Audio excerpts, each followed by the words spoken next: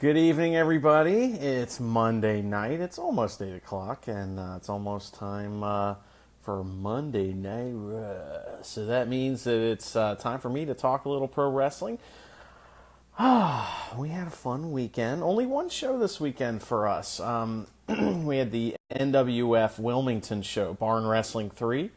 Check out the review of that on the Road Home from Wrestling feed there. But we had a good time out there, and we saw some new tag team champions crowned. The generic baby faces, come on, and yeah, they were defeated by the Crimson Mafia. And tonight, my guest will be one of the Crimson Mafia and half of the tag team champions at Northern Wrestling Federation. Now, last week, Matthew Berry immediately bringing up the fact that Mance Warner won the IWA Mid-South Championship tournament last week, and he's the new champion. Makes a lot of sense. The guy's awesome. We love him. So, before we bring on our guest, I wanted to kind of tell you guys a little story. When a while back when we started the podcast, we were covering a promotion up north. We didn't really make it down to anything in Cincinnati. And that was a mistake because, there's a lot of good pro wrestling going on in Cincinnati, especially at a place like Northern Wrestling Federation, which is a place we've been really happy to be at. Anyway, so let's see. We went to a couple shows there, and then we heard about this big show that they do every year called FanFest. And everyone's like, "Oh, you got to come to FanFest. You won't believe what you see at FanFest. FanFest this, FanFest that." And we were like, after a while, we're getting kind of tired of it. Like, we get it. It's fucking FanFest, okay? And then we went to FanFest. So when we went to FanFest, we saw some amazing things. We did see, all kinds of wonderful matches, and it was spectacular. But we also were joined by a certain gentleman that we had never seen before. There was a surprise return at FanFest, and I don't remember the exact situation. I know it was a run-in of some kind. I have to go back and watch it again, but I'm pretty sure it had to do with the Wildcat Chris Harris match with Rock and Roll Jesse Hyde. And I think there was some shenanigans going on with that, and eventually a very tall gentleman with a gigantic beard came walking out, and he's got tattoos all over, and we were like, "Who the fuck is that guy? Holy shit!" And it was Lord Crewe, and that was the first time that we had ever seen Lord Crewe, and we didn't know anything about him. And that is one of the fun things about going to new promotions, is getting caught up on the storylines, and then seeing these characters that have stories that you don't know anything about. It's fun to kind of get to know those people and learn about their whole deal. But anyway, so we saw Lord Crewe that day. We didn't know much about him. We surmised that he was probably a brewer of beer, and he makes IPAs and stuff like that. And so we affectionately refer to him as Lord Brew from then on. And that's been a good old time, us making the jokey jokes that we do. But we think it's hilarious, because we're so funny. But so it's been really fun getting to know him. I know that he is, I can't wait to talk to him about some of the plans that he has for 2018, because I think he's got a lot going on that he's interested in trying to accomplish. Yeah, there's a lot of irony in that, Sean, that us assuming that he was a brewer of beer, that I'm sure we'll get into when we get him on here. But anyway, now this week coming up, we got, I think it's the 800th IWA show or something like that. That'll be a big deal. You got Manser going up against some guy. Who cares who it is? But Manser's going to win. But and then we have Northern Wrestling Federation at Bone Crushers on Saturday, which will be fun. And then the week after that, lots going on. So that's when you got Prodigy Pro, you got the King of the Death Match or some kind of death match tournament or something out of IWA. There's a big Fairfield show for Northern Wrestling Federation, and who knows what else we might get into. So, that's been really, really fun. That's something that we've enjoyed, and we're looking to enjoy in the future. So anyway, so let me see if I can reach out to our guest here, see if I can invite him on. But anyway, yeah, so it should be a fun conversation tonight. I'm interested to see, what his lordship would like to speak about this evening. Now, I know that I might be a couple minutes early. I know we have some kind of cop show going on here on USA. There's always some kind of cop show on USA, and you catch like the last couple minutes out of context, and you're like, "What is this?" But anyway, so let's see if we can get on here. His lordship, excuse me. Hey, how you doing, man? Hey, what's up? Oh, not too much. Just hanging out. Getting ready to talk to you. How you doing this evening? You don't have to drive anywhere, do you? Not if I don't want to. So it's pretty shitty outside.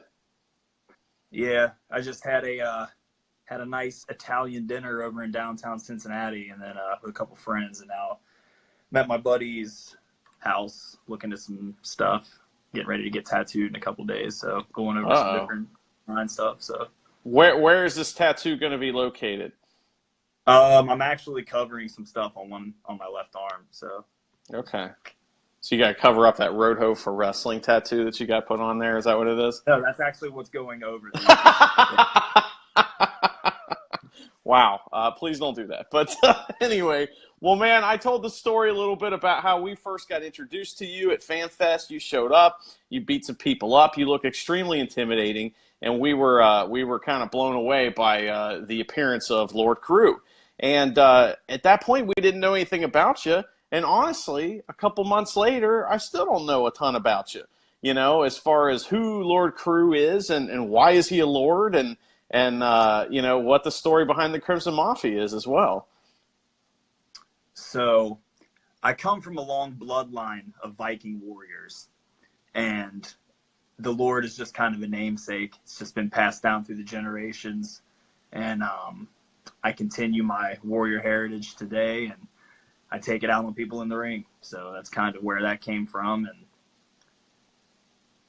And you see it every week, so you know what I'm talking about. Yeah, you keep kicking people's heads off. It's ridiculous. It's what I do, man. It's, got a good thing going, Well, that super kick assisted tour of the islands we saw on Saturday, big fan of that. That was tremendous. You like that? And I saw where you said the tractor needed a kickstart.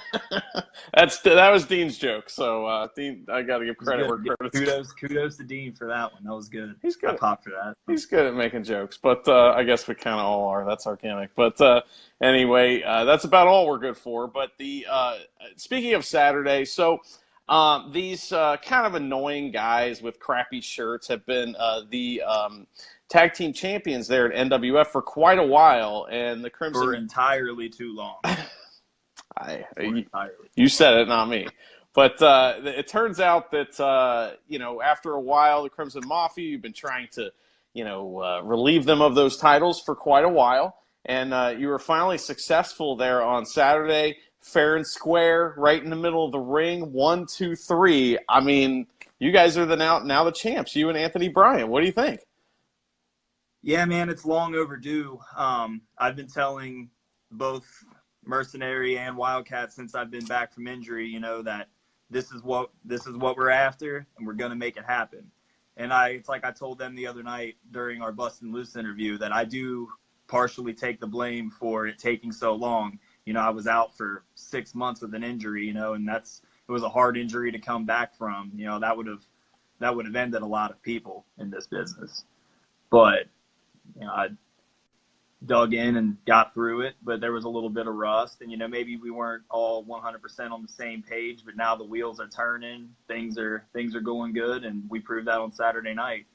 So it was a good way to start off the new year with the NWF, and I think this is going to be the year of the Crimson Mafia. I agree. Real quick side note, the first time I ever saw NWF was I don't know if you were even around at this time. It was at this show at Bogart's, right? And I was a security guard at that No time. kidding. All right. Yeah. Well, you guys had some big names on that show. I mean, you had Pepper Parks, you had Abyss, Rocky Romero. yeah, Carl Anderson. Oh yeah, that was tremendous, and I had a blast. The only thing I hated about the show is I couldn't sit down because I didn't realize the ticket situation at the time, and I Right. stood with a bunch of college kids for like 3 freaking hours. That WEBN bullshit. Oh man, that ran you guys behind quite a bit. That sucked, but. Anyway, my point is that one of the guys that stuck out to me was Anthony Bryant. He was he was all up in the crowd's face. He was getting heat every which way he could, and he was also avoiding contact with his opponent quite a bit. And I just was like, this guy is awesome. Tell me a little bit about your partner, Anthony Bryant, and how he's kind of helped you. Anthony Bryant is the most decorated champion in NWF history. Anthony Bryant has held more gold with the NWF than anybody else ever. So he is an 18-year veteran. I mean, he's been around. He's seen it. He's done it. To have somebody, and not even just with him, but with Wildcat Chris Harris as well, to have, two guys with that much experience taking me in and recruiting me to be a part of their group, that says a lot to me that, that they see something, and it's nice to have that kind of, those types of mentors in my corner to help me progress in my career, because, those guys have a lot of knowledge, and, they have a lot of experience between the two of them. And, Wildcat's been everywhere, and, he's done it all. So, he's definitely got he's got a lot of stuff to say that makes a lot of sense, and, definitely a good guy to have in your corner. Plus, he's got a cute dog, too, right? Yeah, I mean, Daisy's the best. I don't know if you've seen the picture of the Crimson Mafia with Daisy or not. But I don't think I've seen that, but I bet you it's adorable. That's a good one. That's awesome. Now, you also are dipping your toe. You got one, both feet into one other promotion, but you may be trying to get your toe into other promotions. Is that correct? Yeah, I've been doing quite a bit down at PTW and down in kind of around the Lexington, Kentucky area, where on the 26th of this month at their Hall of Fame show, I actually have a heavyweight title shot against Max Sled. So since my return down there, I mean, things have been going really well for me there. I've, been taking on all comers and pretty much laying everybody out that stands in my way. So I'm pretty confident going into this match. And, like I said, Max Sled, he's been the champion there for a while now. And again, I think it's another one of those situations where maybe he's been the champion for just a little bit too long, and maybe it's time for some winds of change, if you know what I'm saying. I know exactly what you're saying. Max Sled is invincible. He's also a roller skating son of a bitch. And, I think that he sometimes has the deck stacked in his favor. He's got Dale Bask on his back. Legendary Larry D's got his back. That mom fucker. I know, right? He's fucking everybody's moms. Larry D's son is even, getting in the action here. Almost attacked Adam Swayze last week. But I think the deck is stacked against you a little bit. But the thing is, the other thing too is Max Sled is like invincible. So, make sure you bring like a gun or something like that, because you may need that to finally pin his shoulders to the mat, because I've seen... The only reason Max Sled thinks he's invincible is because he hasn't stepped across the ring from me. There you go. That's tremendous. You think you can get him up for the tractor pull? Absolutely. if I can get Zodiac up for the tractor That's pull. true. Yeah. But speaking of the Mercenary, it looks like he just tuned in. Absolutely. Shout out to the Mercenary, fellow tag team champion. I mentioned him recently on the internet because I was watching the FanFest DVD, and he does commentary on it, and he is great, man. He is really good on commentary. He's good on the mic, period, and, he's no slouch in the ring either, I'll tell you that much. Yeah, that's absolutely right. So a long time ago, it seems a long time ago, I think it was just 3-4 months ago, you told me that before you were doing wrestling that you were in a band. and we didn't really talk about that too much. So Yeah, I played music for quite a while, actually. Yeah, so. tell me how you got started, and did you just start with guitar? Is that what you started with? I got my first guitar when I was like 8 years old. So yeah, my dad actually got me, my first guitar when I was 8 for Christmas. So No it was kidding. just something that when I was a little kid, like I was raised around music, and that was just kind of like, that was like a bonding thing between me and my dad. Was like, we always he had a record player in the living room. So that was just kind of our thing. We'd sit around and listen to music, watch different, VHSs of live concerts and stuff. And then he actually took me to a concert when it was the summer of '97 was my first concert. He took me to see Leonard Skinner. So Oh, pretty sweet. wow. Yeah. Was that at Riverbend?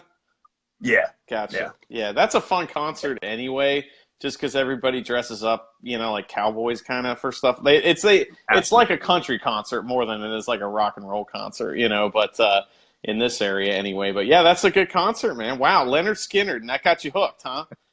Yeah. So like that was kind of my introduction to music. And then, like I said, he bought me that guitar, and then it just, it was always my thing I wanted to do. Did that for a while, had a lot of fun with it. And then my other thing that was always my thing growing up was pro wrestling. So once I hung it up with music for a little while, I was like, I think it's time for a little change in something. So I sought out Bone Crusher's pro wrestling school and got trained, and here we are. No kidding.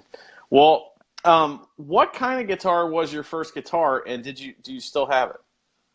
Oh, that's actually my most prized possession in the entire world. Yeah, and I have it. It's a Jackson. Nice. So it's like a Jackson Shredder type guitar. Is that what we're talking about? Yeah.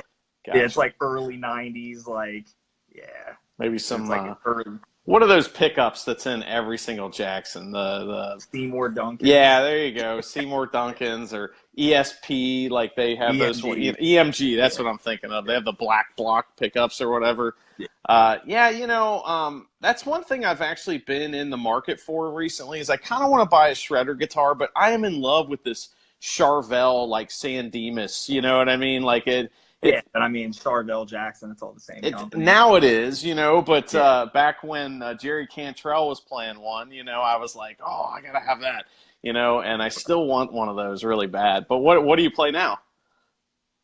Honestly, I haven't picked it up in a while because of wrestling and stuff. It's just kind of, that's really consumed me as far as like, because with wrestling, it's so much more than just showing up, to shows and just jumping in the ring. You have to train, to lift weights. It's a lifestyle. It really is. If you take it serious, it consumes your everyday life. Like, studying, training, lifting. It's so much goes into it that not a lot of people really give credit for. And I mean, I don't know. It's probably been couple years since I've even picked one up, but I still, like I said, I still have my Jackson. It just kind of sits in the case though, because that's my baby and I don't want anything bad to happen to it. But I have an LTD, kind of like Les Paul shape with EMGs, matte black, gold hardware. It's pretty sweet. That's nice. That's like your Metallica guitar kind of, right? Yeah. I can't even remember that guy's name now. Kirk Hammett. He had like 4 different versions of that same guitar. Basically, like he had Explorer style, he had the Strat style, he had the Les Paul style, and I think even like a Flying V style, maybe even too. That's well, that's awesome. So you were immediately kind of drawn into metal music, I'm assuming, right? Is that kind of So what was like the band was it Metallica that you heard and you were like, oh, this is it right here? No, it was actually Judas Priest was my intro to heavy metal that really just set the tone. Actually, my dog's name is Halford. No kidding. So, Judas Priest was my my intro to metal and kind of what really set the tone for the type of music that carries with me today, so. When I was a kid, there was this cartoon on, I'm sure you know about it. It's called Beavis and Butthead. And they were, sure. Beavis and Butthead was awesome, and they would, they actually, believe it or not, introduced me to quite a few bands because they would sit there and watch, cool music videos, and sometimes they were dumb. And that was the first time I think I ever saw Judas Priest. I had heard them, but I didn't realize it because when you're a kid, I had the same kind of experience with Kiss where, I would see Kiss, but I never heard their music. And then I don't like them either, fair enough. But I would hear their music and be like, okay, they look like that, but they sound like this. I don't understand. There's a disconnect there. The guy's spitting blood, and he has an axe for a literal axe that he's playing. And then they're like, love God. It's like 70s rock. Yeah, it's weird. Fuck Kiss, right? For sure. Yeah. Fuck everything about Kiss. Yeah, good enough. Good enough. I don't understand that. I actually saw Kiss once, and because I got a free ticket, my buddy was like, hey, do you want to go? And Def Leppard opened for him. So I was like, I kind of want to see Def Leppard. Yeah. So we sat through that, but then sat through about 20 minutes of Kiss, and I was fucking over it. I'm like, get the fuck out. Because what I compare Kiss fans to is Juggalo dads. Yeah. So it's like the Juggalos of my parents' era or the Kiss Army. And it's just they're equally as awful as Juggalos. Fair enough. Looks like we have a hater in the comments section. Hey, Somebody loves Kiss. Hey man, to each their own. I mean, if that's what you like, that's what you like. But fuck Kiss. I just didn't understand. They're not even that good at their instruments or whatever. I just don't get it. But, I do there's this song by Weezer called In the Garage, and he talks about Kiss. And it was the only time I could somehow vicariously like Kiss through this guy singing a song about liking Kiss. And that was it, Right. But yeah, their music's not good. But anyway, but speaking of music that is good, recently I asked you what your entrance music was at PTW. This song is pretty cool, man. What is this? The name of the song is Stranded, and it's by a French band called Gojira. Like Godzilla. It's exactly what it is. Yeah, it's that's how they say Godzilla in French. So. That's how they say it in Japanese. And horrible broken English. But that song is awesome. It's got this real heavy riff and then these super high pitched noises. When I was a kid, there was this band called Rage Against the Machine. They had a song called Killing in the Name, right? And that was the first time I'd ever heard the whammy pedal, and I was like, "What is that?" And I bought that album on the day it came out. It was a long time ago. So. Right, yeah. But anyway, so back to wrestling. You got this big match coming up with Max Sled. You've defeated numerous people, sometimes at the same time at PTW. Yeah. And something else you've managed to do is that these PTW fans, they're not big fans of Lord Crewe, man. They don't like you at all. They're really not. They fucking hate me. A lot. You made one of them disappear recently, and we haven't seen him weird. since. You would think I was fucking Chris Angel with the way this dude disappeared at intermission. I pulled the curtain back and voila, he was fucking gone. We haven't seen him since either. Weird how that worked. It's kind of ridiculous. No, we saw him because I called him out on his shit. Oh, you did? DVD taping. Okay. You remember that. That's right. Remember he called me a coward, and I said, no, a coward is a man who challenges someone to a fight and leaves an intermission. It's tremendous. So the up at NWF, things are not exactly buttoned down. Especially lately, they don't seem to be buttoned down. I heard Anthony Bryant just yell "fuck" in the middle of the match the other night. But anyway, shame on him. He was yelling at the turnbuckle, I think. But anyway, at PTW, it's kind of go, say whatever you want for the most part. And not for us. For the fans. Yeah, they are out of control. But it's. I feel bad for Lexi Green. She gets it. She gets everything in the book thrown at her. You whore! You stupid skank! This is coming from a woman who's 400 pounds. And has no teeth. That's awesome. It's so awesome. That's one of the things I love so much about going to Kentucky is just God, me too. It's that stuff. It's great, right? Tell us a little bit about some fun interactions you've had with people down there. I remember this was actually before I got hurt, so this has been a little while, but I was down at PTW and I had a guy who looked like he had just gotten out of prison for doing more meth than any one person should ever do. and he started trying to get on me about my tattoos looking bad. And this guy for sure looked like everything he maybe had was done in on a metal toilet in a prison cell. So I started getting on him, and he was telling me, I don't know how they do it in the joint. I'll show you how we do it in the joint. I don't know what that was supposed to mean, but I didn't really want to find out. No. Yeah, I didn't. What about that? Yeah, I don't want to know anything that goes on in the joint. You know what I mean? I'm trying to stay the hell out of the joint. You know me. I'm right. Am I free to go? That's me, yeah. Right? So yeah, I mean, you guys are suspicious fellas doing suspicious activity. I can't wait till that same cop rolls up on me. But anyway, go ahead. I think my favorite interaction that I've had with a fan at PTW was at the last DVD taping in my match with Zodiac. A specific woman who is at every single PTW show ever started a Zodiac's gonna kill you chant. So I turned around and asked her to repeat herself, and she said again, Zodiac's gonna kill you. And I said, that's fine. High cholesterol is gonna kill you, fat ass. And dude, a certain bald dude that is your boss, when I came back to the curtain, was like, I popped so hard for that. That's awesome, man. It's we can always tell when you guys are having fun, and you clearly have a good time down there at PTW. It's a great place anyway. I have a good time every time I'm in a wrestling ring. I just love beating people up. Well, there's that too. Speaking of people you like to beat up, Jordan Clearwater, he kind of seems probably my favorite person to beat up, to be really honest with you. It's a good transition, right? Just something about his face. It's just something about his face. I just love punching it. Well, repeatedly. He seems to like getting kicked in the face, or he tries to, or something. I don't really understand. I don't know. Weirdest thing ever. You would think after a few of those boots that I've given him, he'd learn his lesson, but I guess he's just a glutton. I guess he's a glutton for punishment. I don't know what else to say about it. There's no doubt about it. But yeah, so they're getting a rematch at the titles. Is that this Saturday, or is that at Fairfield?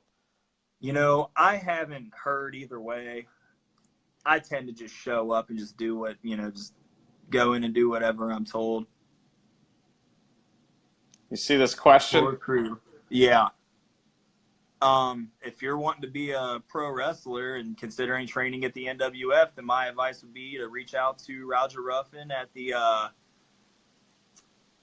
first off, Kyle, never in life, bud. This kid is maybe 5'8", 110 pounds, soaking wet with rocks in his pocket.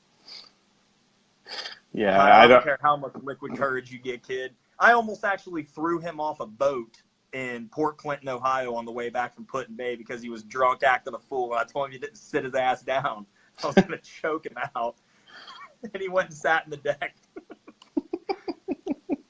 Well, nobody wants to take a tractor pull into a lake. That's no good right there. But sometimes it didn't help that it was 20 degrees, and it would have just been horrible. Jeez, what the hell are you doing on a boat in 20-degree weather? It got a lot colder than we expected it to, and so have you ever been to Put-in-Bay? It's like on an island. You have to take a boat to get to it. Yeah, a long time ago. We were on the way back to the mainland, and it was 2:00 in the morning, and it was just so cold. It's horrible. But anyways. Well, fuck, go ahead. I'm sorry. Well, back to the question. My recommendation would be to reach out to Roger Ruffin, express your interest in training, and then discuss the details with him. And I know that Bone Crushers is currently taking new students. So if it is something you truly want to do, then, put in the work and make it happen. You're the only one that can make it happen. So now speaking of the work here, all right, so we glossed over it a little bit, and I know you've talked about it in other interviews, so I don't want to go over all this in detail, but at the same time, I don't know how long ago it was. It's probably about a year ago or something like that. I don't know exactly the timeline.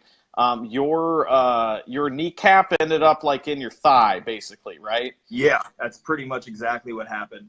So this was last March at the NWF Rumble. Larry D and I were entrants 1 and 2. We started the match, and then this fellow by the name of Lexus Montez was entrant number 3, and he came in and gave me a little like lucha head scissors type deal that he jumped off the top, and my knee just was not having it. My body pivoted, my leg did not. When the weight shifted, I went down and didn't get back up. So what I did was I ruptured my patella tendon, is where your quad anchors to your shin. So, I mean, the doctor, when he reviewed my MRI, said it looked like somebody had cut a shoelace in half with a pair of scissors. So there was like nothing holding it together. It was completely disconnected. Like you said, my kneecap traveled a little north. So when they cut me, they had to drill through my kneecap, run some stuff through it to pull it back into place, and then sew it all back together. I was in a like a brace from my thigh to my ankle for like 2-3 months. I was actually for Barn Wrestling 1, I was there, but I was behind the commentary table.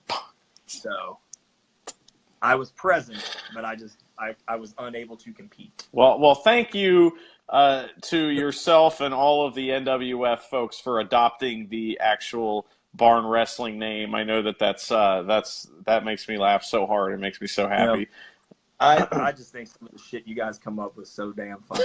Like we try to have a good time. The Lord Brew thing just gets me every time.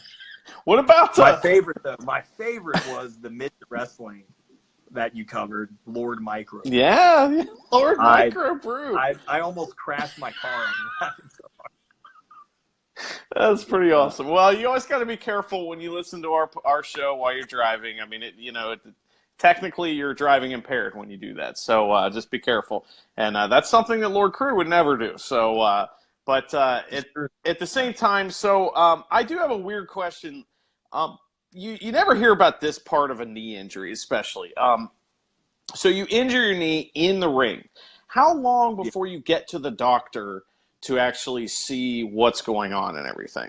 Jesus Christ. So basically how it worked was, after a really stupid decision on my part, instead of just, I knew something wasn't right.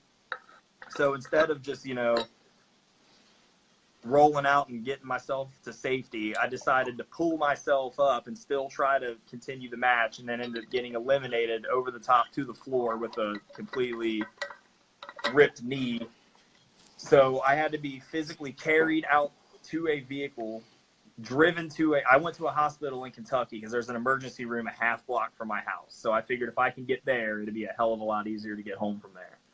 So I had to be carried to a car, driven to the hospital, and then I called, because that was on a Saturday night, of course. So I had to wait until Monday morning to call and schedule an MRI. And they tried to put me like 2.5 weeks out to do an MRI. And I was like, yeah, nah, not going to happen. So they were like, well, we have a different doctor you can see like tomorrow. Fantastic. So I went and did my MRI. 2 days later, they called me back and were like, yeah, we need to get you in for surgery now, like immediately.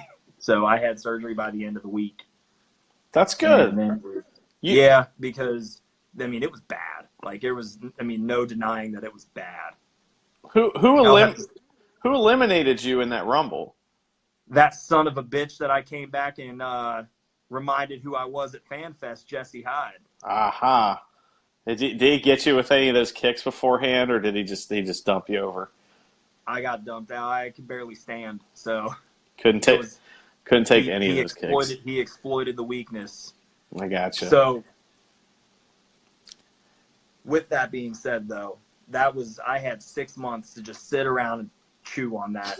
But that son of a bitch eliminated me from the Rumble while I was at my weakest. So, as soon as I was ready to come back and I was feeling good, I knew who I was after. That's tremendous. Well, that's one thing that you guys do so well at NWF is the storytelling, man. It's awesome. And like this stuff, I often go on about how, wrestling is art, stories told through action. And those actions have to have meaning. And if they don't, then why are you doing them? We've all seen like an action movie, like, I don't know, The Expendables, where it's like there's some bad guys and then there's just a bunch of shit blowing up, right? And that's Right. fine. I mean, that's an okay movie, but there's nothing to sink your teeth into with a movie like that. If you watch Die Hard, it's got shit blowing up. It's got that stuff, but it's also got this awesome story with a great bad guy and a good guy and all this stuff. And Right. so, I feel like that NWF is a whole lot more like Die Hard than they are the Expendables, if that makes any sense. No, it makes perfect sense. How do you feel Really about good that there. kind of thing? And that where pro wrestling's going these days with the kind of absurdity of everything? I think everything has a place. And I think everything has kind of like that niche that it belongs to. And there's going to be certain people that like one thing and certain people that like something else. I'm a fan of kind of all of it in its own respect. I'm a big fan of like the old territory wrestling. And sometimes I could do without some of this political ranting, but I love Jim Cornette's podcast because I just love listening to his insight on the way that things used to be and like the kind of money that there was, and just even the way the fans acted back in the day and stuff. Like, that's all so cool to me. But then I also have like this, I adore like the current state of wrestling as well, how it's kind of taken this more cult following, and it's kind of like, you know what I mean? It's kind of more, it's a niche market, but it's starting to become like cool again. Like there was, when I was growing up, was like the Monday Night Wars and the Attitude Era, with DX and, like all the cool shit that was going on in WCW. So when I was a kid, like wrestling was cool. Like it was, everywhere you went, people were wearing wrestling shirts. But now, and then it kind of went on like this decline. But I feel like it's starting to become cool again with a lot of the, with New Japan and Ring of Honor and just like a lot of in PWG, like some of those bigger indies and stuff. And I think like it's starting to really start, getting some steam with popularity again. And I think it's just so cool that it's something I love so much is starting to become appreciated again. And it's like, it's cool to kind of be a part of it, And Well, I think part of that is the society that we're in today. That movie, it was called 21 Jump Street. That kind of like encapsulates this, like, what's going on now. Remember, they go back to high school, and the guy that's a jock isn't cool anymore, because he's, and the guy who's a nerd is super cool. And I think that that's kind of how things are nowadays. Is it like, being into some like weird subculture thing like pro wrestling is cool nowadays. And, before that would be something that clearly was not cool.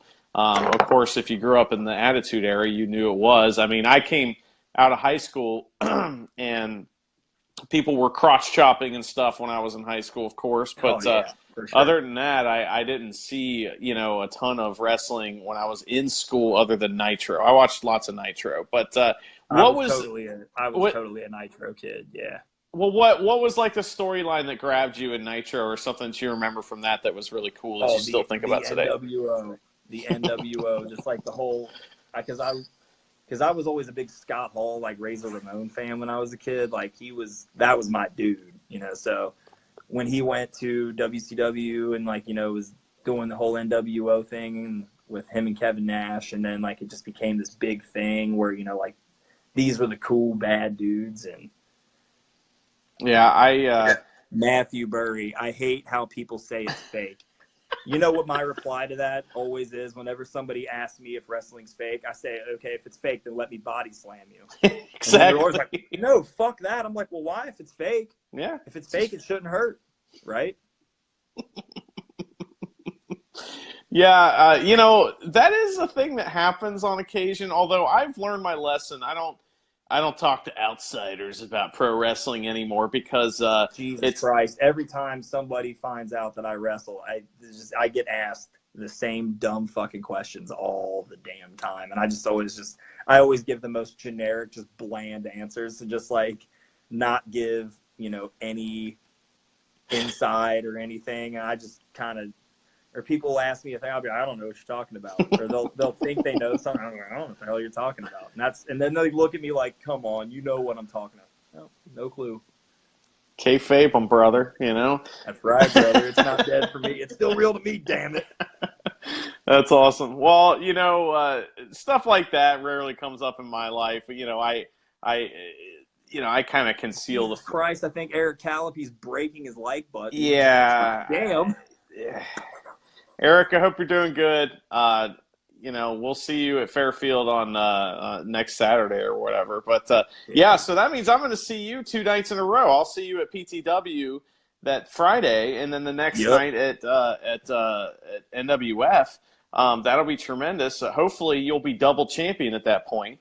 Hopefully. That would be awesome. Now, That would be awesome. so you also have another person that's kind of a mentor to you, and that's Wildcat Chris Harris. You briefly mentioned to him, but he's around the NWF all the time. He kind of plays the background a little bit. He doesn't, he doesn't come out too much. But then again, he's not exactly a crowd favorite at this moment. So. No, not exactly.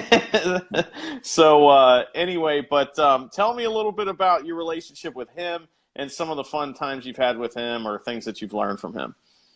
Wildcat, like I said before, I mean, he has done so much and he's been so many places. He had such a awesome career at TNA. And I actually went back recently and watched him and James Storm's big blow off match for their feud with that Texas Death match.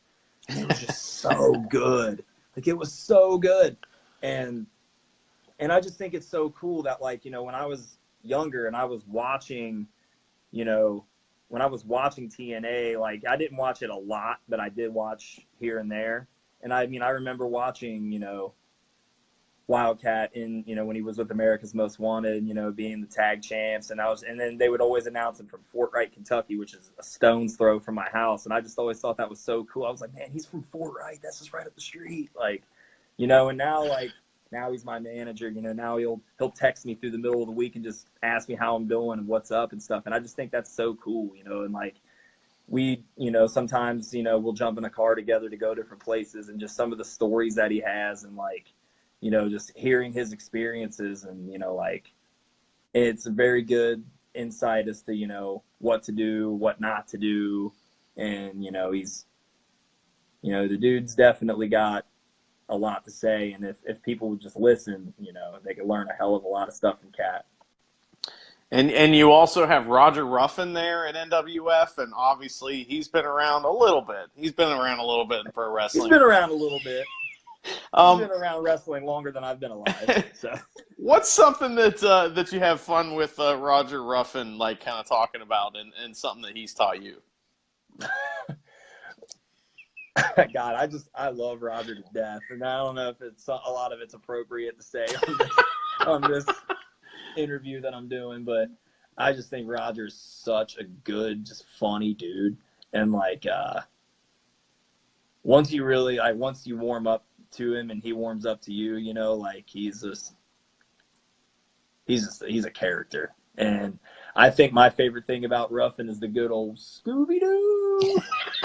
What is this bullshit? We haven't seen Scooby-Doo in 2 months or something. It's been a while, and I sit there and watch Roger's matches, anxiously awaiting a Scooby-Doo.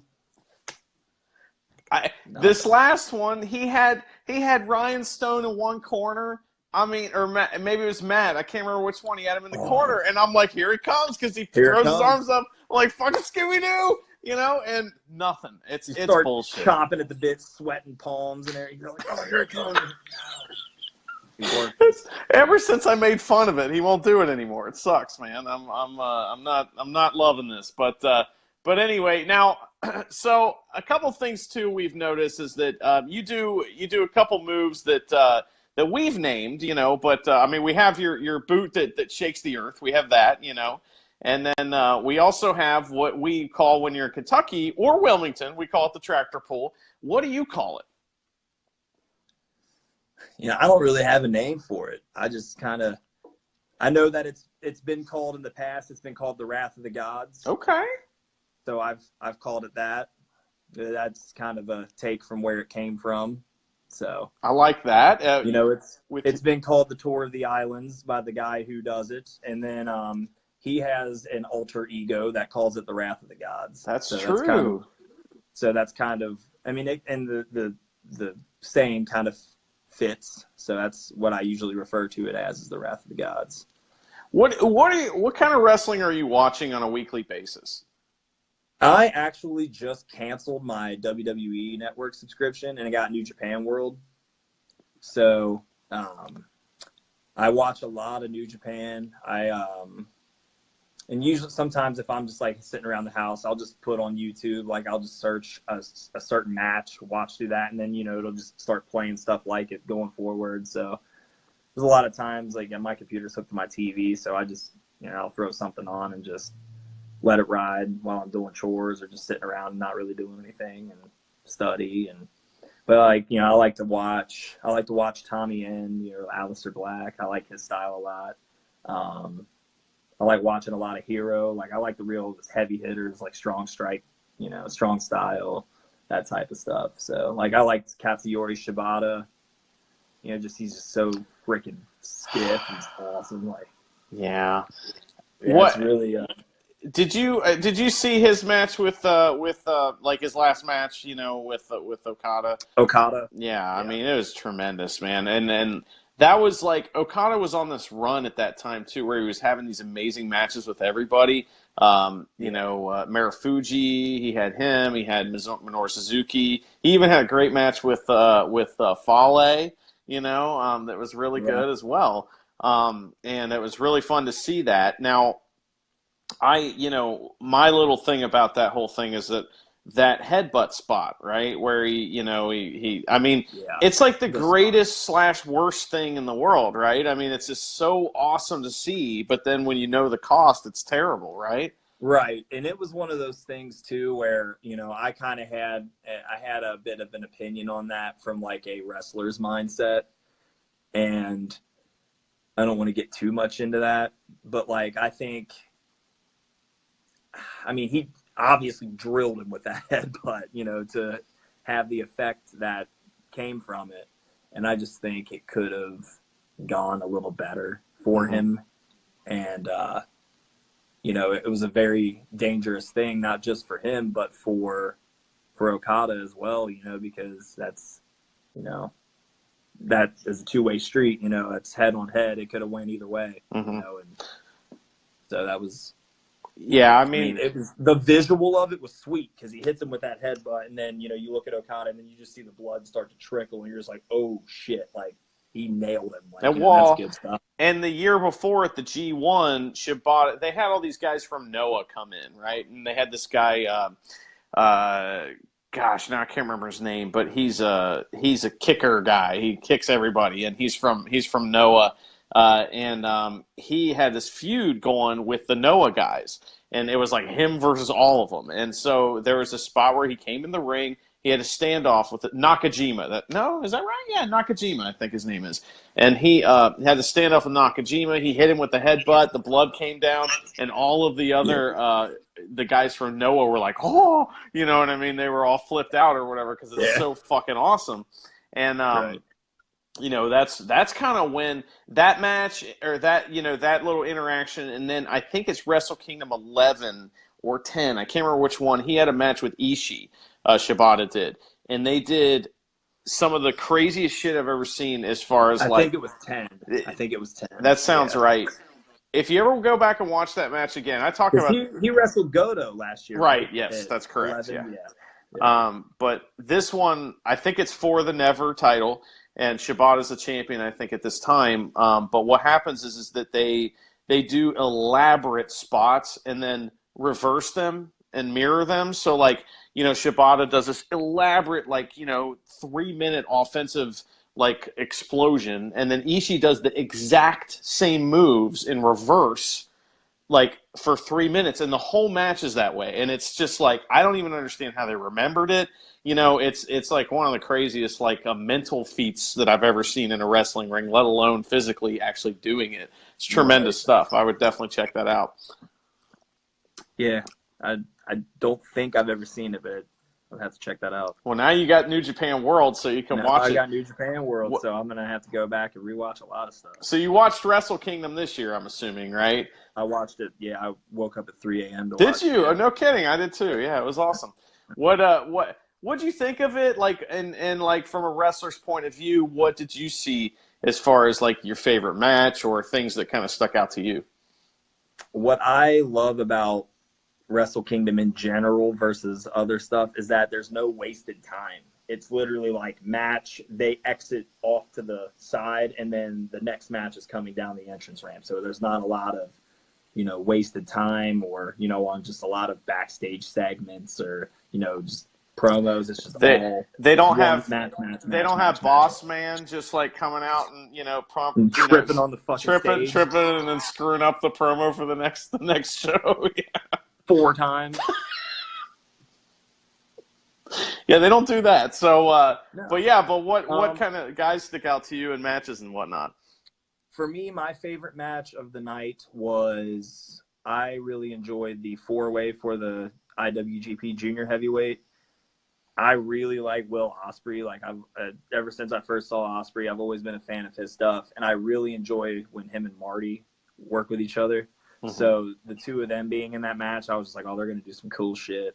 And then, of course, Kushida's awesome. He's just very technically sound, and Takahashi's awesome. I mean, it was just like it was just 4 awesome dudes just going at it. And I mean, just some of the shit they did was just awesome. And I was really happy with how the whole match went from top to bottom. I listened to, I know Omega was just on Jericho's podcast, and they were like, fucking junior heavyweights going over their time like always. Like, apparently they went way over their time. Well, and apparently he had the cold spray in that medical kit that Marty got out, right? Marty was, and sitting on top of it, yeah. It was housing the freedom powder that he needed to, he was interested. I mean, even though he's British, he loves freedom too. He was trying to spread that to his opponents, which is, an honorable thing to do. But yeah, they screwed up the spot with the cold spray because, he moved that medical kit or whatever. So I really enjoy the fact that they really capitalized on immediately. If you know anything about our show, one of the things that we love to do is immediately get feedback. I mean, like it's just hours after the show ends, we're posting the show, right? And that was something I really appreciated about what Chris Jericho did was immediately getting those interviews and talking about the match and everything from an insider point of view. That was really cool. It made you feel like you were part of it, or whatever. Yeah, so I think they might have pulled the curtain back a little too much. You think? That's just me, though. That's just me, though. And I kind of was like, it's good, but I just... Well, at least they didn't talk about the botched blade spot. You know what I mean? They didn't talk about that. So, hey, let me see that thing you're holding. Give me that, Hey, what's that thing you got there? Oh, that stuff was great. But anyway, it's funny. I was just talking to Les Thatcher. I had lunch with him yesterday, and he mentioned that we were talking about that match, and he said that when he would get to the back and the boys would ask, what'd you do with it? That's when he knew he did it right, as far as like, hiding it and getting rid of it or whatever. He's like, that was the only way you could do it. But nowadays, things are a little less hidden, than they are, have been in the past, but that's okay. Can always bring it back and kind of protect things again if we want to. But so you are now the tag team champion. Do you have that title with you? And what kind of things have you done to celebrate? I do have it. It's at my house. I'm actually, like I said, I'm at my buddy's house right now who, we're talking about tattoo stuff. So, but it's at my house. Really the thing I've done to celebrate was, I was at Applebee's after the Wilmington show, and, Wildcat actually bought me some dessert to celebrate. Because he was like, well, I was going to buy you a shot, but you wouldn't drink it. Well, so is this an NWF thing? What are you guys doing going to Applebee's? And why are you hurting your bodies like that? Come on. So realistically, the reason I went to Applebee's was because the other person in my car wanted a beer really bad. And then my girlfriend was what we like to call hangry, where she was so hungry she was starting to get pissed off. And I was afraid she was going to punch me in the forehead if we didn't eat like now. So Applebee's isn't that bad. I don't know Oh, what come what the on! big deal here is. It's all frozen. It's bullshit. Just saying. You know? No, they had half price appetizers. Well, So. there you go. So Yeah, it is what it is. But well, I mean, now that I'm getting that champions pay, I can maybe start doing a little bit better. So that's right. Maybe I bump. went the Montgomery Inn last night. Ooh, yeah. Yeah. It's okay. The if you ever smelled like take a bottle of ketchup and just empty it in a bowl, and then take a bottle of like Montgomery's barbecue sauce and dump it in a bowl, and then smell them, and they smell the same.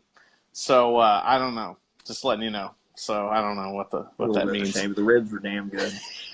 The ribs are good, but anyway, that's awesome. Well, I'm trying to think of what else we need to cover here. We talked about music, we talked about the injury a little bit. I didn't want to go into that too much. What does the future hold? I mean, you guys are tag team title holders. You got to defend the title, but Yeah, absolutely. no offense to anybody in NWF, but you got some contenders that could be coming after it, which would be Come On and Yeah, and then Justin and Dustin. I mean, I don't think they're coming for your titles. So what's next?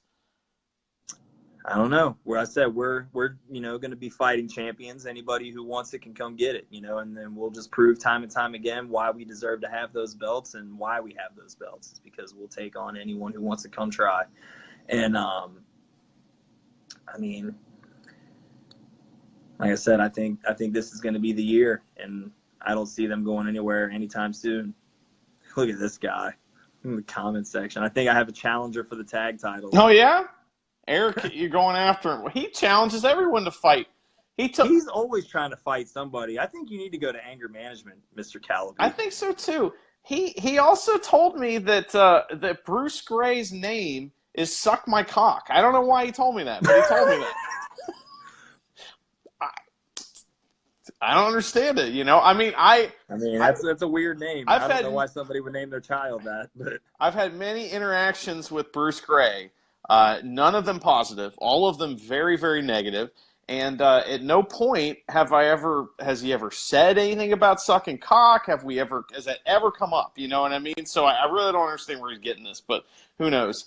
And maybe those Jollyville boys, Matt Simpson making a good point. Those Fuck It guys, those boys from Jollyville, we haven't seen T-Money in a while. We haven't. But it would be nice to see him. I saw him destroy Eric Ryan up at AIW, and he pounced him down wooden bleachers. It was awful. It was the damnedest thing. I've seen Eric Ryan do some crazy shit. That was high on the list, but also, I was watching the FanFest DVD, and I noticed that he pounced Pompano Joe out of the ring. And Joe's like, "Whoa!" Oh man, he is tremendous. But anyway, so now let's say you get past. I don't want you to look past your matches or anything like that. But if let's say you take this title from Max Sled. Who's someone that you'd like to face? I know that there's a certain gentleman whose name is 3 letters but 4 syllables that I would absolutely love to see you in the ring with. When can we get Lord Crewe versus ATM at PTW? What do you think? I mean, I would love to have that match. I think ATM is an excellent wrestler, and ATM is an excellent wrestler, and I'm down. And if he thinks that he's going to be the guy to stop me, then he's more than welcome to, take a swing and see if he's got what it takes. And, there's no, I know that you're getting this title match against Max Sled, but if things don't go your way, there's also this other title down there, this elite title, which, some would say is a stepping stone, although you're going straight to the top of the card, which I enjoy. But a certain bald gentleman may own that thing very soon. Take it away from Ricky Cardinal. If that's the case, I mean, I'd like to see that match as well. I would absolutely love to have that match. Certain bald dude. Because, I have this little catchphrase that I say from time to time, and that's that everybody thinks that they're a bad man until they meet a bad man. derived from everyone thinks they're a bad motherfucker until they meet a bad motherfucker. So, well, he claims to be the baddest man alive. I mean, I don't know. I've seen him do some crazy shit. Just saying. I mean, I've definitely seen him do some crazy shit. I've seen him kick some people's heads clearly off, and I've been told that I have a pretty strong boot on the end of my leg too. So it could be a good one. Yeah, we kicks the match, but we would love to see that. But man, I think there's so much going on. All these possibilities. PTW is a great place, and I can't wait to see it other places. What are some places that you would love to be at? Where can we kind of focus our positive vibes and send our thoughts out to? I know that before I got hurt, I had went down and watched an IWA Mid-South show, and I met Ian. Probably doesn't remember, but then I was plagued with injury for a while. So, that's somewhere that I would definitely like to go and do some work. I really like their product. I think I'd have a good time down there. And I'd like to go anywhere. I just actually told my job to go stuff it, and gonna take this year to start, running around a little bit and just try to get my name and my face out there, and see what we can do with it. Well, how would a promoter contact you if they were interested in booking his lordship? I mean, they can find me on Facebook under Lord Crewe, on Twitter and Instagram, Lord Crewe Kills. I've got this phone strapped to my side all the time, so I see everything that comes through, and I answer pretty promptly. So if there is anybody out there who would like to bring me in and give me a shot, I'd be more than happy to come and do it, and show you what I'm made of. Well, I noticed that recently you changed your Twitter handle from Lord Crewe NWF to Lord Crewe Kills, and I thought if this was like WWE, the dirt sheets would be all over this. They'd be like, "Oh, Lord Crewe's going to Japan," or whatever. No, it was just obviously the NWF is my home, and I'm not going anywhere. I just don't want to be stapled to one thing. You know what I mean? So I don't want to just be pinned to this one place. I want to, I don't want people to think, oh, that's the only place he goes, or that's the only thing he does. So I wanted to, kind of just open that door a little bit. So I just changed it up for that reason alone. Absolutely. Well, you're smart. I see Chiron has not changed his, and he doesn't even wrestle at NWF anymore. So it makes a lot of sense that you would change it to something more neutral. Especially if you're, but you still are working there, obviously. But anyway, no shit. Well, we hope not. But anywhere, the only place we want to see you go is up, because we saw you get a title match versus the Titan. It was a tremendous match. I really, really enjoyed it. I see Amazing Maria is interested in telling you about your beard. This thing is perfect. So you better wash your mouth there, lady. Jeez, look out. Well, I don't think you want to fuck with Amazing Maria. I ain't fucking with Amazing Maria. You don't want to do that. She has a special move that she does. It's called making peanut butter. I don't think you want anything to do with that, because I don't even like the way that sounds. Yeah, it's not good, man. It's horrible. Not good. It's a dick kick is what it is. So what I was gonna say was, I picture the act of making peanut butter involves a lot of this mashing motion. So it's not good, man. You don't want any part of that. I don't want my peanuts mashed. Well, anyway, yeah. So, but butter. I don't know what that means. I don't. That just doesn't even sound healthy. I'm not sure, but anyway, well, what other messages do you have to share with the audience? Anything else we need to get out there and tell everybody about Lord Crewe?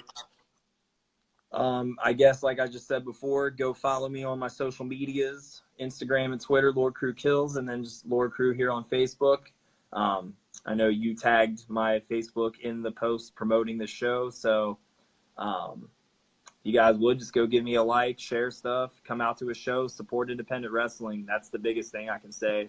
It's fans coming to shows is what makes it worth it to us and what keeps us going, the reason we do it. So, come out, have fun, don't be afraid to let loose and have a good time. That's what it's all about. So, I can't keep reading that.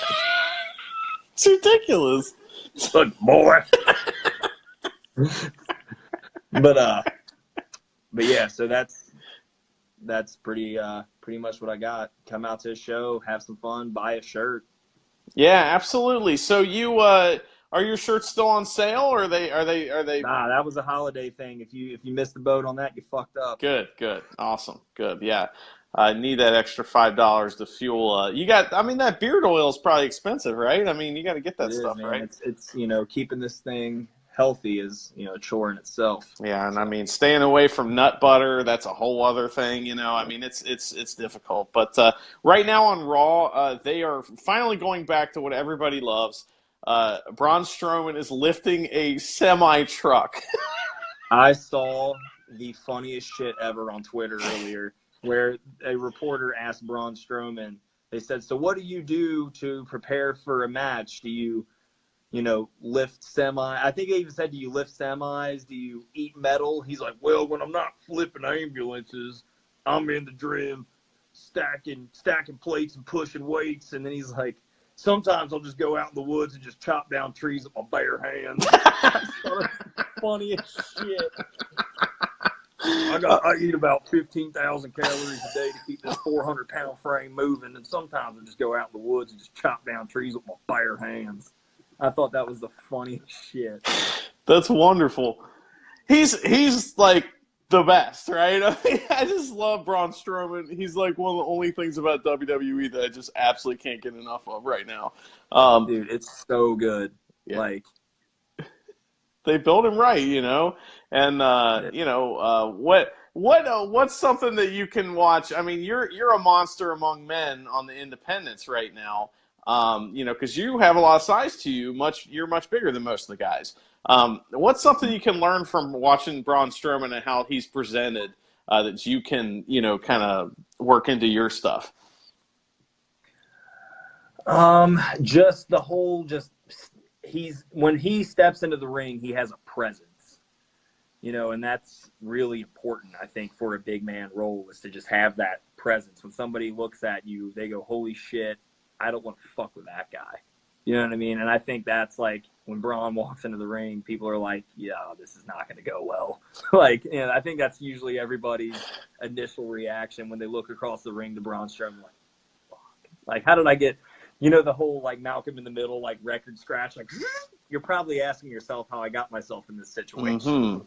Kind of one of those. Yeah. So that's, that's pretty good. All right. That's one of the things about being a big guy is, you want to be a big guy. You want to make that person feel like, fuck, this is not going to be fun. I'm going to have to work for this. Outstanding. Well, man, thank you so much. It's been a long time coming to do kind of a more long, form interview with you. And we have interviewed you before on the show. Also, you've made short run-ins on the show before as well, I believe. Love doing run-ins. So maybe we can do that Saturday. We'll be out there. Braun Strowman just chucked Michael Cole into a bunch of extras. That wasn't nearly as cool as the lifting a semi, but it's still pretty cool. But still pretty cool. Look pretty safe. They could have made that a lot more dangerous for Michael Cole, and I'd be okay with it. If he, I'd probably be okay with it too. Yeah, if he, I'm a Michael. He's awful, God. But anyway, so thank you so much for everything, man. We know you're big supporters of us, and I can't thank you enough. If it weren't for guys like you, and the relationships that we're building with everybody and stuff like that, we wouldn't even do what we're doing. It wouldn't make the shows as special as they are. So I can't thank you enough for all that. Cool. Yeah. Thanks, man. And thank you for your constant support of not just me, but for independent wrestling as a whole. It's what you're doing is really cool. And, and it's helping, get different ears on people who might not otherwise hear it. So, we all appreciate that. And I want to say thanks for that too. Hey, anytime, man. We do what we can, and we wish we could do more. But one of these days I'll get a lot of money. You know, one of these days. I don't know when that's going to happen, but I keep saying the same thing to myself too. One of these days, make some money. I want like a lot of money, and then I could like do more, you know, and I could stop working, and I could like work on this full time. That would be awesome. Let me tell you how fucking cool that feeling is. Just not working, it's awesome. I can imagine. I was I quit a job that sucked like last year, and I was off work for like a week and a half, and it was tremendous. It was so great, man. You know, you just like forget what day of the week it is. Yeah. And stuff, and I was like, what's going on? Oh, is it noon? Okay, whatever, you know. But I think I'll go take a walk in the woods or whatever the fuck, you know. I was I did all kinds of stupid shit just for no reason. I'm going to a museum. I went to the art museum, you know, and stuff. This is great, yeah, but stuff that you would never do any other time, but you just have all the time in the world. So you're like, oh, that would be great. Well, man, I'll see you on Saturday. I can't wait to see who you guys are facing. Maybe we'll have a tag team Crimson Mafia championship celebration at Bone Crushers. I think that's something that should happen, and hopefully none of those come on, babyface guys will come in and interrupt that, because that would piss me the fuck off, you know. And I will never buy their shirt, but you know, I would like somehow keep someone else from buying the shirt if I could, you know. So, but anyway, thanks again for everything, man. I hope you have a great night. Don't drive anywhere. It's fucking crazy outside. And, I know it's your natural habitat, you know, being from, Valhalla and all that. I would assume there's a little snow on the ground up there. But we're used to harsh winters. You know, battling frost giants and things of that nature. Oh, it's tremendous. I love that. I was playing Skyrim today. I love that fucking game, man. You know, and you never played it? It's like if Lord Crewe was a person, like a video game character running around doing stuff. That's the game. So you might want to check that out, you know? Might have to just put myself into it, you know? That'd be pretty cool. Right on. You can. Well, cool, man. Thank you so much, and I'll see you Saturday. And anybody listening, come to Bone Crushers. Mm-hmm. Come hang out. Come support independent wrestling. Yeah, come see Lord Crewe. Come see me. You know, I'll be there. Yeah. All right. Have a great night, man. Thank you so much. Yeah. I'll see you too. later. Take it easy. Thanks for having me. You got it. All right. Well, there you go. You have Lord Crewe. We call him Lord Brew affectionately, and it's great to see him. And like I said, it was kind of a long time coming. It's been a while that we wanted to get him in more of a long-form interview. If you're interested in hearing more from Lord Crewe, he does show up on our show occasionally doing run-ins, as well as you will... I believe we talked to him on the Bone Crushers episode after FanFest, I believe. If we were standing on the street, we did a couple interviews, and his was one. It was pretty good. So, if you have any questions about any of these guys or anything we can do to help you get to a show, let us know. We'll be at NWF this Saturday covering that. And, of course, our guys, Justin and Ralph, will be at IWA this Thursday for the 800th, not episode, but 800th IWA show. They're having a big celebration, and Mance Warner is defending his title against some jerk. But anyway, so it's going to be an awesome show, and I'm looking forward to that stuff this week, and then the week after we got a really big show. So now next Monday, I have another guest lined up, and there's no end in sight for guests on Monday night. So thank you guys so much for joining me, and thank you guys so much. This will be posted on YouTube probably tomorrow or later this evening. Also, this will be posted on the podcast feed probably within a week or so. I'm going to kind of stagger those a little bit so it fills in gaps early in the week. So anyway, thank you guys so much for listening and watching and everything. And, have a great night.